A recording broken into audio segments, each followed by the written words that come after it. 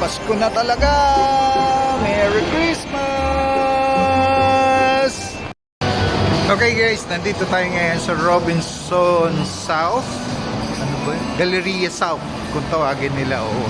Mas madalang din ako nagpupunta rito kasi unang-una, lagi kami sa Alabang kaya yun, madalang magpunta rito. But anyway, ayan, ikot-ikot lang tayo dito kasi napunta ako sa PhilHealth para asikasuhin yung papel, yung MDR nung anak ko para sa operation. Minor operation lang naman on kailan ba yun? September 18, no? Pero kasi siya ng mucocell yata sa lips niya ulit, pangalawang opera na to. Ewan ko ba't bumalik pa yun. Sana hindi na bumalik pag tinanggal ulit yun. Nahirapan na kasi siya magsalita, tsaka masakit na daw. So yun, kaya kailangan ng patanggal. Siyempre yan, kaya inaasikaso ko yun sa ano niya, sa MDR niya. Kaso sabi, meron naman daw pala sa online. Buti na lang lahat online na. Tapos hindi pa siya nakaano kasi sa akin. Pwede ko na sana makuha pero hindi siya under sa akin kundi sa white. Yun, kaya i-online na lang namin mamaya. Ganda na rin ang preparation nila. Nag-start na rin ang Robinsons. Uy, Robinsons, baka naman. Ayan. Ganda ng ano, ganda ng kanilang Christmas. Tara, baba tayo para mas maganda yung tingin na.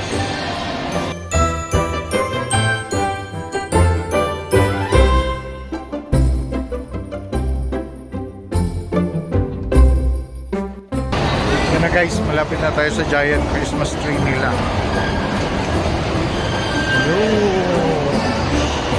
Ano ba ako kataas dito?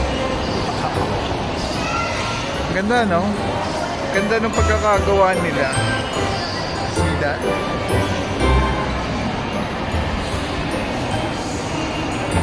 Spirit ng Christmas nagsisimula na naman. So ibig sabihin marami na talagang malls ang nagsisimula na mag-ayos para sa celebration ng Christmas. So it's bare month na nga naman, no? Pero ewan ko paano pag Halloween na, tatanggalin pa kaya ito? Nya. Diba?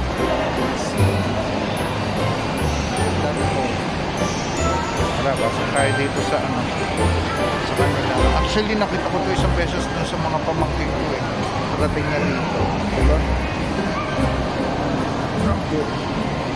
Gold. Last year parang red yung kanilang red and green. Pero ngayon gold. Pure gold. Ganda. Picture na tayo.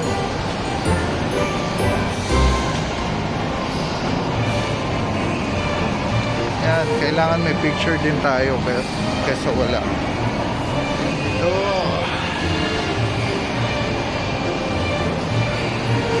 Kanya-kanyang ano yan, trip kumbaga. Ayun, meron na rin nagtitinda ng Christmas tree sa likod. Hindi naman ako bibili ng Christmas tree. Nilalagay namin pag Pasko is Belen. Yun lang.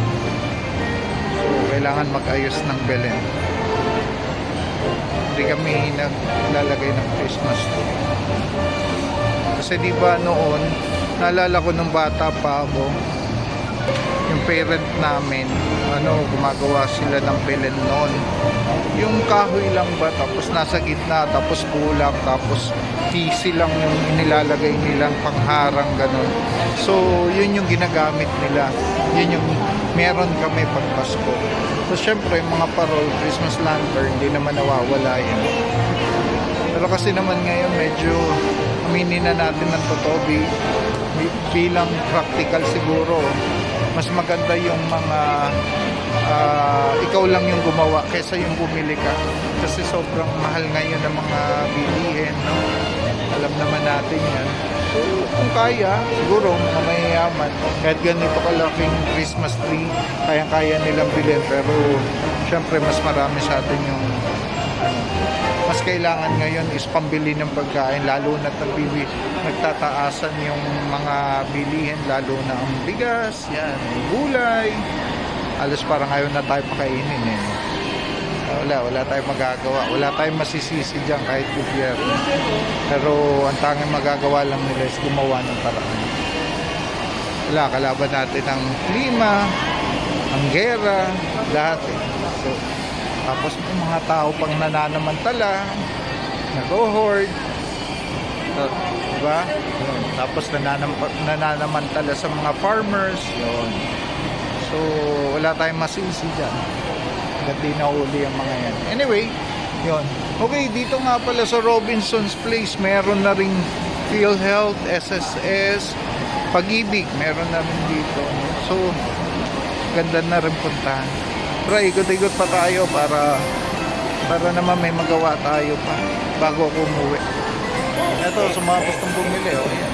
Wala naman akong kikitain dyan, pero maganda naman yung kanilang mga Christmas. Gusto ko ito. Diba? Kaya lang, hindi ko napapakita kung magkano. Bahala na kayong tumingin kung magkano yan. Gusto nyo bumili. Bahala na kayo. Ayun. Diba? Ganda. Mami, favorite mo. Siyempre, yung iba dyan, mga naghahanda na rin para sa tawag dito, gift giving, sa Christmas. Mas maganda talaga yung naghahanda ka ng maaga. So, kasi ang dami nabibiling mura, di ba? Lalo na pag giveaways. Yan. Pag may mga extra ka ng pera, pwede ka nang bumili, tapos tabi-tabi mo na isa-isa pagkatapos pagdating ng Christmas, edi ang daming giveaways, ang daming, di ba? Yun, magiging masaya yung Christmas ng lahat kasi may maraming giveaways kayong may pamimigay. Wala akong payong landal ako, kaya walang pamili, payong landal. Anyway, katuloy tayo sa taas. Hindi ko alam kung anong kakainin ko, pero kumain na kasi ako sa bahay. Kawain ko ng wife ko, sabihin hindi ko siya isinama. Pag kumain ako ng favorite burger niya rin, may gusto siya rin. Anyway, okay guys, sige, see you again, and salamat sa panonood. Ingat kayo palagi, and advance Merry Christmas. Bye!